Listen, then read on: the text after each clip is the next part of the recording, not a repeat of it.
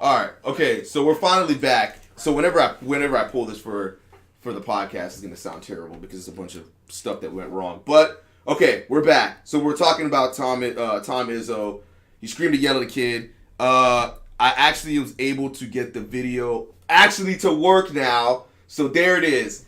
So you can see the video on the bottom hand right there, and you can tell me and tell the rest of us for yourself in the chat what you think about that. Wait, so that's it? No. There's more to it. Can you zoom in? There's more to it.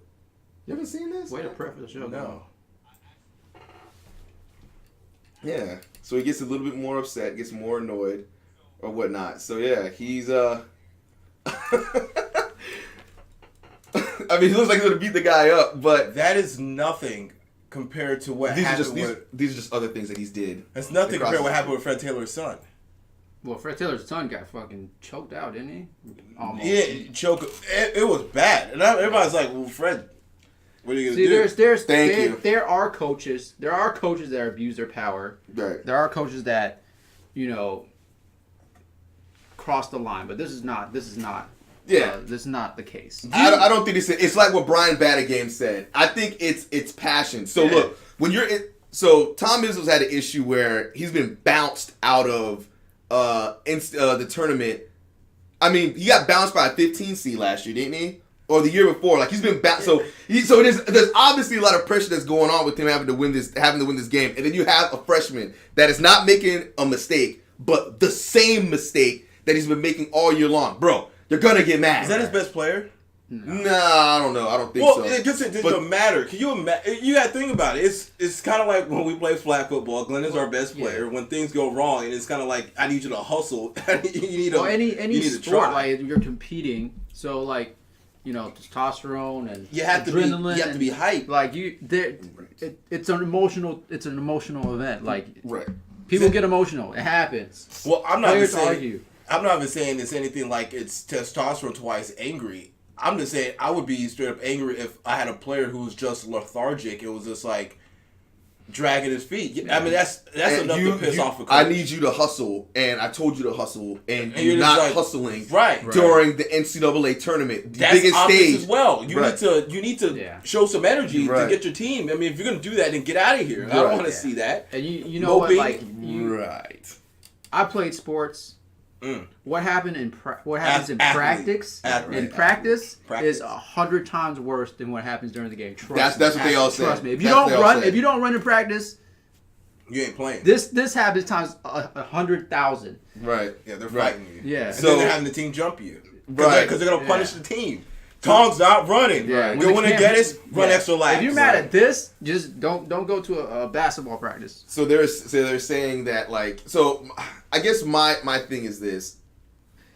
I guess I don't subscribe to the narrative that millennials are soft. I don't either. I don't subscribe to that. And the reason why I don't subscribe because I think it has a lot to do with social media.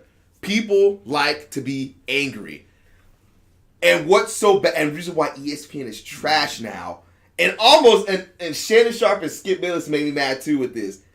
Everybody's running with that narrative now. They feed into it. So I can't believe he did this. This is just downright despicable. In the year 2019, you can't talk to kids this way. Yes, you can. It's a small percentage of people that are the loudest. So it seems like, that has to be everybody. It's not everybody. Well, I see why it's disappointing. We're not this soft. Like it is. That's not. He's a millennial, and he said he was okay with it. We're not. We're like millennials are not that soft. There's just the people that are soft have a voice now, and they're just loud about it. So it's the hot take. Everybody wants the hot take. I want the hot take. I want the hot take. I want the hot take. So the hot take is Tom Izzo is an asshole. But you know what's funny? If everybody's saying it, it's not a fucking hot take. Because you know what it is. It's obviously ESPN and these shows are trying to appeal towards their target audience, which is people our age, with the millennials. So they don't want to say anything that could offend the millennials. That's stupid. Because of the perception that we're soft. So therefore, they're saying that Izzo's wrong because they view this guy as soft. The guy's not freaking asshole Bob Knight punching kids and throwing chairs. Right. And the thing is too is that players go to Michigan State. Typically, they're not one and done. They stay there multiple They years. love him. Right? Draymond, the biggest hothead in the world. Right. Loves Loves Tom him. Izzo. Loves him. So Wait a second. How old is Brian Bannock? he's also a millennial. So you're he's not. soft too. Oh, actually, no. He might be like a year or two out of it. I don't know. Wait, But so younger? Older. Oh. But that's just my issue. Like, people need to stop subscribing to this narrative that millennials are soft. When all actuality, it's not millennials that are soft. It's just a select few people that. It's every generation is like that though. The Right. older generation calls the younger generation soft. Yeah, and I'm It 32, is bro. what You're it 2 years is. ahead of me. It is what it is. All right, next story. All right, next story. We're done with this. We're gonna move on. We're done with this. All right, Tom's keeping us on track. Next story.